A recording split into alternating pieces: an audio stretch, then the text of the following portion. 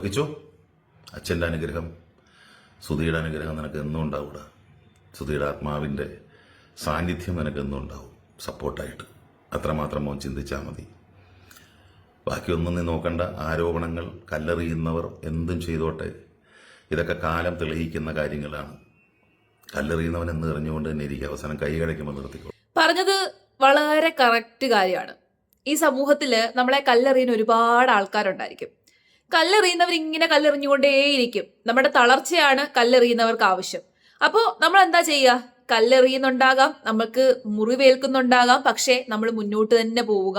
അവർക്കൊക്കെ നമുക്ക് കൊടുക്കാനുള്ള ഏറ്റവും വലിയൊരു അടി എന്ന് പറയുന്നത് നമ്മുടെ വിജയമാണ്. നമ്മുടെ പരാജയമല്ല, നമ്മുടെ തളർച്ചയല്ല, നമ്മുടെ വിജയമാണ്. അപ്പോൾ ഇങ്ങനെ കല്ലെറിയുമ്പോൾ മുറിവേൽക്കുകയാണെന്നുണ്ടെങ്കിൽ അതിൽ തളർന്നു പോകാതെ മുന്നോട്ട് പോവുക. കിച്ചുവിനെ കുറിച്ച് മനോജ് നായർ ഒരു വീഡിയോ ചെയ്തിട്ടുണ്ട്. കിച്ചുവിന്റെ പോഡ്കാസ്റ്റ് വന്നതിന് ശേഷമാണ് ആ വീഡിയോ ചെയ്തേക്കുന്നത്. പുള്ളി അതിനകത്ത് പറയുന്ന ഓരോ വാക്കുകളും വളരെ അർത്ഥവത്തായിട്ടുള്ള വാക്കുകളാണ്, വളരെ കറക്റ്റ് ആയിട്ടുള്ള വാക്കുകളാണ്. അപ്പൊ അത് കണ്ടപ്പോ നിങ്ങളുടെ മുമ്പിൽ അത് എത്തിക്കണമെന്ന് തോന്നി. അപ്പൊ ഏതായാലും അതിനകത്ത് എനിക്ക് വളരെ റെലവന്റ് ആണ് എന്ന് തോന്നിയ കുറച്ച് ഭാഗം ഞാൻ കാണിച്ചു തരാം. അതിനുശേഷം നമുക്ക് സംസാരിക്കാം. ഞാൻ ഈ കിച്ചു എന്ന് പറയുന്ന ഈ ചെറുപ്പക്കാരൻ്റെ സത്യം പറഞ്ഞാൽ അവന് വഴിതെറ്റി പോകാനുള്ള എല്ലാ ചാൻസ് ഉണ്ടായിട്ടും അവൻ പോയിട്ടുണ്ടോ എന്ന് എനിക്കറിയില്ല. അല്ലെങ്കിൽ എന്തെങ്കിലും താളപ്പിഴകൾ സംഭവിച്ചിട്ടൊന്നും എനിക്കറിയില്ല. ഞാൻ അവനെ കണ്ടിട്ടും കൂടിയില്ല. പക്ഷേ അവൻ ഇരിക്കുന്നതും സംസാരിക്കുന്നതും കാണുമ്പോൾ അറിയാം വളരെ പാകതയും പക്വതയുള്ള, ജീവിതത്തിനെ കുറിച്ച് ഒരുപാട് വീക്ഷണമുള്ള, സ്വന്തമായിട്ട് ഏണിങ്സ് ഉണ്ടാക്കണം, പഠനം പൂർത്തിയാക്കണം, സ്വന്തമായിട്ട് കുറച്ച് കാര്യങ്ങൾ ചെയ്യണം, കുറച്ച് സ്വപ്നങ്ങളുണ്ട് അവന്. അതൊക്കെ അവന് ചെയ്യണം എന്നുള്ള അതിനു വേണ്ടിയിട്ട് അവനിൽ എന്താണോ കഴിവുള്ളത് അത് വെച്ച് അവൻ ചെയ്യുന്നു. അല്ലാണ്ട് ആരും അച്ഛൻ്റെ മരണത്തെ ചൂഷണം ചെയ്ത് അച്ഛൻ്റെ മരണത്തിൻ്റെ പേര് പറഞ്ഞ് കാരുണ്യം കൈപ്പറ്റാനോ, ക്യാമറകളെയൊക്കെ വിളിച്ചിട്ട് എൻ്റെ അടുത്തേക്ക് വരൂ, എന്നെ ഒന്ന് എടുക്കൂ, എന്നെ ഒന്ന് എടുത്ത് എന്തെങ്കിലുമൊക്കെ ഒന്ന് ഇടൂ, എന്തെങ്കിലുമൊക്കെ ഒരു കോൺട്രവേഴ്സി ഉണ്ടാക്കി എങ്ങനെയെങ്കിലൊക്കെ ശ്രദ്ധ പിടിച്ചു പറ്റി അങ്ങനെ പോകുന്ന ഒരാളൊന്നുമല്ല അവൻ. അതൊക്കെ ഇങ്ങനെ നമുക്കറിയാലോ, സമൂഹത്തിൽ അങ്ങനെ കുറേ ആളുകളുണ്ട്. അതിനെ ചൂഷണം ചെയ്യുക, എന്നിട്ട് സഹതാപം ഉണ്ടാക്കുക, സിമ്പതിയുടെ പുറത്ത് കുറച്ച് ഡോളേഴ്സ് എന്ന് പറയുന്ന പോലെ സിമ്പതിയുടെ പുറത്ത് ഇങ്ങനെ ജീവിച്ച് പോകാൻ ആഗ്രഹിക്കുന്നവർ. അവർക്ക് ഈ പറഞ്ഞ കാര്യം എന്തെങ്കിലുമൊക്കെ ഉണ്ടാക്കണം. കുറച്ച് നാൾ ക്യാമറകൾ കണ്ടില്ലെങ്കിലോ ക്യാമറകളില്ലെങ്കിലോ അവർക്ക് അസ്വസ്ഥതയാവും. അപ്പം തന്നെ ആരെങ്കിലും വിളിക്കും, ഒരു ഇന്റർവ്യൂ നടത്തുക, അല്ലെങ്കിൽ ഒരു ഉഗ്രം കോൺട്രവേഴ്സി, ഒരു വിവാദം ഉണ്ടാക്കുക, എന്നിട്ട് അതൊന്ന് ചർച്ച ചെയ്യുക എല്ലാവരും. അങ്ങനെ അവർക്ക് ജീവിതത്തിൽ സമൂഹത്തിൽ അറ്റൻഷൻ കിട്ടാൻ വേണ്ടി കഷ്ടപ്പെടുകയാണ്. എന്നിട്ട് ആളുകളുടെ സിമ്പതി വാങ്ങിച്ചു പറ്റിയിട്ട് വേണം ഓരോന്നൊക്കെ ഇങ്ങനെ ചെയ്യാൻ വേണ്ടിയിട്ടും കാൽക്കുലേറ്റ് ചെയ്ത് ജീവിക്കുന്നവരാ. പക്ഷെ ഇന്ന് ഈ കള്ളത്തരങ്ങളും കള്ളനാണയങ്ങളെയൊക്കെ കാലം തിരിച്ചറിയും. അത് ഈ സപ്പോർട്ട് ചെയ്തവർ തന്നെ മനസ്സിലാക്കുമത്. എന്തിനേയും വച്ച് സഹതാപം ഉണ്ടാക്കാൻ ശ്രമിക്കുന്നതൊന്നും അത്ര നല്ലതല്ല. പക്ഷെ ഇവന്റെ ഒരു ക്വാളിറ്റി എന്ന് പറഞ്ഞാൽ ഇവൻ അതൊന്നും ചെയ്യുന്നില്ല. അതാണ് ഇവന്റെ ക്വാളിറ്റി. ഇന്നത്തെ ചെറുപ്പക്കാരൻ അവൻ കണ്ടുപിടിക്കട്ടെ. അവന്റെ ഈ ഒരു ആർജവം, അവനൊരു വീട് പണിയണം, അവനൊരു സ്ഥലം വാങ്ങിക്കണം, ഈ വർഷമെങ്കിലും എനിക്ക്, അടുത്ത വർഷമെങ്കിലും എനിക്കൊരു സ്ഥലം വാങ്ങിക്കണം. അവന്റെ സ്വപ്നങ്ങളാണ്. ആ സ്വപ്നങ്ങളിലേക്ക് അവൻ വെറുതെ ഇരിക്കുകയല്ല. അവൻ അതും പറഞ്ഞുകൊണ്ട് ആരെങ്കിലും എനിക്ക് താന്നും പറഞ്ഞല്ലിരിക്കണം. അതിനു വേണ്ടിയിട്ട് അവൻ ഓരോന്ന് സംരംഭങ്ങൾ തുടങ്ങുന്നു. അവൻ്റെതായ രീതിയിൽ അവന് ചെയ്യാൻ പറ്റുന്ന കാര്യങ്ങൾ ചെയ്യുന്നു. അവൻ അത് ചെയ്താണ് അവൻ പോകുന്നത്. അത് അവന്റെ സ്വപ്നങ്ങൾ പൂവണിയട്ടെ എന്നാണ് ഞാൻ പറയുന്നത്. ചെറുപ്പക്കാർക്കൊരു മാതൃകയാണ്. അവനൊരു 10 കാശ് അവന്റെ സ്വന്തം കാലിൽ നിന്ന് ഉണ്ടാക്കാൻ ശ്രമിക്കുകയാണ്. അത് ആരെയും വിറ്റിട്ടോ ആരെയും ചൂഷണം ചെയ്തിട്ടല്ല. അതുകൊണ്ട് പൊന്നുമോനെ കിച്ചു, നിനക്കുണ്ടടാ നിന്റെ അച്ഛനും അമ്മയും നഷ്ടപ്പെട്ടു. നീ അനാഥനൊന്നുമല്ല. ഈ കേരളത്തിൽ ഒരുപാട് പേര് നിന്നെ ഇഷ്ടപ്പെടുന്നവരുണ്ട്, സുധിയെ ഇഷ്ടപ്പെടുന്നവരുണ്ട്. അപ്പം നിനക്ക് തീർച്ചയായിട്ടും നിന്റെ അമ്മയുടെ സ്ഥാനത്ത് നിന്നെ സ്നേഹിക്കുന്നവർ, നിനക്ക് അനുഗ്രഹം തരുന്നവർ, നിനക്ക് വേണ്ടി പ്രാർത്ഥിക്കുന്നവർ, ഒരു പിതാവിനെ പോലെ അല്ലെങ്കിൽ പിതൃസ്ഥാനത്ത് അതുപോലെ കണ്ട് നിന്നെ സ്നേഹിക്കുന്നവരൊക്കെ ഉണ്ട്. മനസ്സിലായില്ലേ? അത് നിനക്ക് തീർച്ചയായിട്ടും നിനക്ക് എൻ്റെ അനുഗ്രഹങ്ങൾ ഉണ്ടാവും. നിന്റെ ജീവിതത്തിൽ ഒരുപാട് സ്വപ്നങ്ങൾ നിനക്ക് പൂവണിയട്ടെ മോനെ. നീ ഒരു യുവതലമുറയ്ക്ക് ഒരു മാതൃകയായി നീ മാറണം. അച്ഛനും അമ്മയും ഇല്ലെങ്കിലും അനാഥനാണെങ്കിലും ഞാൻ ഇങ്ങനെ ജീവിച്ച് ഞാൻ എൻ്റെ ജീവിതത്തിൽ നല്ല വഴികളിലൂടെ പോയി, യാതൊരു മോശം കൂട്ടുകെട്ടുകളിലോ അല്ലെങ്കിൽ മോശം വഴികളിലൂടെ പോവാതെ യുവതലമുറയ്ക്ക് നീ ഒരു മാതൃകയായി മാറണം എന്നാണ് എൻ്റെ ഒരു അഭ്യർത്ഥന. നിന്റെ അച്ഛന്റെ വീട്ടുകാർക്ക് നീ ഒരു അഭിമാനമായിട്ട് മാറണം. ഓക്കെ. ഈ കേൾപ്പിച്ചതിൽ ഒന്നും എനിക്ക് കട്ട് ചെയ്യാൻ തോന്നിയില്ല. അതുകൊണ്ടാണ് ഇത്രയും ഒരു ലെങ്തി വീഡിയോ ഞാൻ കാണിച്ചത്. ഇത് 10 മിനിറ്റുള്ളൊരു വീഡിയോ ആണ്. ഇനിയും കുറെ കാര്യങ്ങൾ പറയുന്നുണ്ട്. പക്ഷെ നമ്മൾ അതിലേക്കൊന്നും കൂടുതൽ കടക്കണ്ട. ഏകദേശം എല്ലാം റിപ്പീറ്റഡ് ആയിട്ട് പറയുന്നൊരു കാര്യമാണ്. അതായത് ഇതിനകത്ത് പറഞ്ഞിരിക്കുന്ന ഓരോ കാര്യവും സത്യമല്ലേ? കിച്ചു എന്ന് പറയുന്ന പയ്യന് വേണമെന്നുണ്ടെങ്കിൽ അവന്റെ അച്ഛന്റെ മരണത്തെ ചൂഷണം ചെയ്ത് ജീവിക്കാമായിരുന്നു. മറ്റൊരാൾ അങ്ങനെയാണ് ചെയ്യുന്നത്. അതായത് കിച്ചുവിന്റെ വളർത്തമ്മ അങ്ങനെയാണ് ചെയ്യുന്നത്. കൊല്ലസുദ്ധിയുടെ 3ാമത്തെ ഭാര്യ ആ ഒരു പരിപാടിയാണ് ചെയ്യുന്നത്. കൊല്ലസുദ്ധിയുടെ മരണശേഷം കൊല്ലസുദ്ധിയുടെ വിധവ വിധവ വിധവ എന്ന് പറഞ്ഞ് നാഴികയ്ക്ക് 40 തൊട്ട് എനിക്ക് 2 വർഷത്തോളം അതേ ഡയലോഗ് റിപ്പീറ്റഡ് ആയിട്ട് പറയുന്നത് നമ്മൾ കേട്ടിട്ടുണ്ട്. പിന്നെ ഇപ്പോഴാണ് കൊല്ലസുദ്ധിയുടെ പേരൊന്നും അധികം പറയാത്തത്. പിന്നെ ഇപ്പൊ ഋതപ്പന്റെ പേരാണ് പറയുന്നത്. ഋതപ്പന് വേണ്ടിയിട്ടാണെന്നൊക്കെയാണ് പറഞ്ഞുകൊണ്ടിരിക്കുന്നത്. പക്ഷെ അതിനു മുമ്പ് അയാളുടെ മരണത്തെ 100% ചൂഷണം ചെയ്ത് അത് പറഞ്ഞ് 24 മണിക്കൂറും അത് മാത്രം പറഞ്ഞ് ഉള്ള നെഗറ്റീവ് എല്ലാം ക്രിയേറ്റ് ചെയ്തിട്ട് എനിക്ക് തോന്നുന്നു കൊല്ലസുദ്ധിയുടെ ലൈഫിൽ കുറെ കാര്യങ്ങളൊക്കെ നടന്നിട്ടുണ്ട്. അതുപോലും വലിച്ചിട്ട് മരണശേഷമാണെങ്കിൽ പോലും വെറുതെ വിടാതെ അതുപോലും വലിച്ചിട്ട് എന്തൊക്കെ നെഗറ്റിവിറ്റീസ് ആണ് ക്രിയേറ്റ് ചെയ്തത്. നേരെ മറിച്ച് ഈ മകന് വേണമെന്നുണ്ടെങ്കിൽ അതേ പാത പിന്തുടരാമായിരുന്നല്ലോ. ഇത് പറഞ്ഞ് വൈറലാകാമായിരുന്നു, കോൺട്രവേഴ്സീസ് സൃഷ്ടിക്കാമായിരുന്നു, അനാവശ്യമായിട്ടുള്ള വിവാദങ്ങളൊക്കെ ഉണ്ടാക്കി നല്ല രീതിയിൽ റീച്ച് ഉണ്ടാക്കാൻ സാധിക്കുമായിരുന്നു. പറ്റുമല്ലോ. ആ സമയത്ത് പ്രായവും കുറവാണ്. 18 വയസ്സ് അല്ലെങ്കിൽ 19 വയസ്സായപ്പോൾ തൊട്ട് അവനെ ചെയ്യാമായിരുന്നു. സോഷ്യൽ മീഡിയ അക്കൗണ്ട് തുടങ്ങി വെച്ച് അച്ഛന്റെ കാര്യം പറഞ്ഞ്, അമ്മയുടെ കാര്യം പറഞ്ഞ്, അമ്മയെ കുറ്റം പറഞ്ഞ്, 2ാം അമ്മയെ കുറ്റം പറഞ്ഞു, 3ാം അമ്മയെ കുറ്റം പറഞ്ഞു, എല്ലാ അമ്മമാരെ കുറ്റം പറഞ്ഞും അവന് വീഡിയോ ചെയ്യാമായിരുന്നല്ലോ. അവൻ വീഡിയോ ചെയ്തോ? കോൺട്രവേഴ്സീസ് ഉണ്ടാക്കിയോ? ഇപ്പോഴാണെന്നുണ്ടെങ്കിൽ പോലും മാധ്യമങ്ങൾ അടുത്ത് വരുമ്പോൾ അവന് ഒന്നും പറയാൻ പോവാറില്ല. പിന്നെ വായിക്കകത്ത് കൊണ്ട് കൈ ഇട്ടപ്പോ ഗതികെട്ട് അവനൊരു 2 വീഡിയോ ചെയ്തു. ഗതികെട്ട്.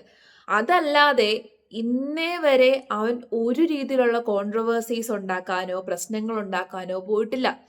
അവന്റെ പേഴ്സണൽ ലൈഫിൽ നടന്നിട്ടുള്ള കാര്യങ്ങൾ വലിച്ചിട്ടു. അവൻ വഴിതെറ്റിപ്പോയിട്ടുണ്ട്. ഓക്കെ, ഉണ്ടാകാം, വഴിതെറ്റിപ്പോയിട്ടുണ്ടാകാം. നമുക്ക് വ്യക്തമായിട്ട് അതിനെ പറ്റിയിട്ടൊന്നും അറിയില്ല. അങ്ങനെ എന്തെങ്കിലും ചെയ്തിട്ടുണ്ടോ എന്ന് അറിയില്ല. എന്തോ ഒരു പോലീസ് കേസ് ഉണ്ടെന്നുള്ളത് അറിയാം. അത് ഈ വണ്ടി പിടിച്ചു എന്നുള്ളൊരു കേസ്, അതിനെക്കുറിച്ച് മാത്രമേ അറിയത്തുള്ളൂ. അല്ലാതെ വേറൊരു കാര്യത്തെ പറ്റിയിട്ടും അറിയില്ല. ഉണ്ടായിട്ടുണ്ടാകാം. കാരണം അച്ഛനും അമ്മയും ഇല്ല.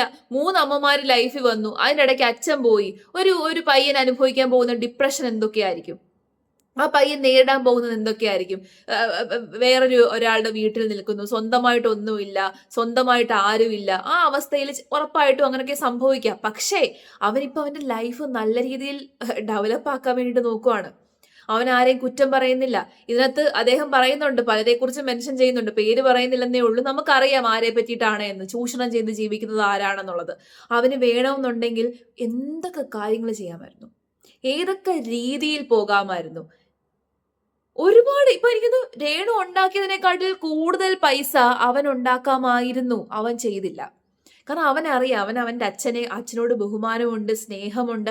അച്ഛന്റെ പേര് ഇല്ലാതെയാക്കരുത്, അച്ഛന്റെ പേര് നല്ല രീതിയിലേ അറിയപ്പെടാവൂ എന്ന് അവനത് വ്യക്തമായിട്ടുള്ളൊരു ധാരണ അവന്റെ ഉള്ളിലുണ്ട്.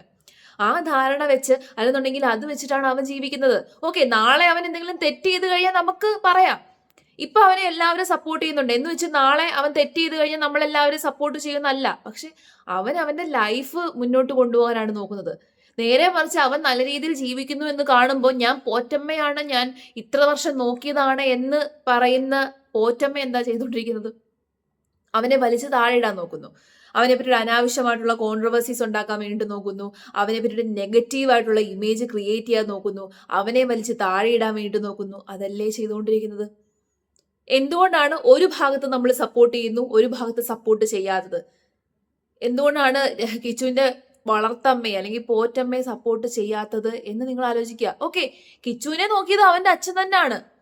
ആകെ കിച്ചു രേണുവിന്റെ ഒപ്പം ഉണ്ടായിരുന്നത്, അല്ലെങ്കിൽ അവർ തന്നെ ആയത് ഒരേ ഒരു വർഷമാണ്. ബാക്കി എല്ലാ സമയത്തും കിച്ചുവിന് ചെലവിന് കൊടുത്തതും കിച്ചുവിനെ വളർത്തിയതും നോക്കിയതും എല്ലാം കിച്ചുവിന്റെ അച്ഛൻ തന്നെയാണ്, അല്ലാതെ വേറെ ആരുമില്ല. ഓക്കെ, അച്ഛൻ ഉണ്ടായിരുന്ന സമയത്ത് ചിലപ്പോൾ രേണുവിന്റെ പെരുമാറ്റം വളരെ നല്ലതായിരിക്കാം. പക്ഷേ രേണു ഡയറക്റ്റ് ആയിട്ട് കിച്ചുവിനെ ഒരു രീതിയിലുള്ള ദ്രോഹം ഉണ്ടാക്കിയിട്ടുണ്ടായിരിക്കുന്നില്ല. പക്ഷെ അതിനുശേഷമോ ഒരു മകൻ എന്നുള്ള രീതിയിൽ അവൻ കണ്ടോണ്ടിരുന്നത് എന്താണ്?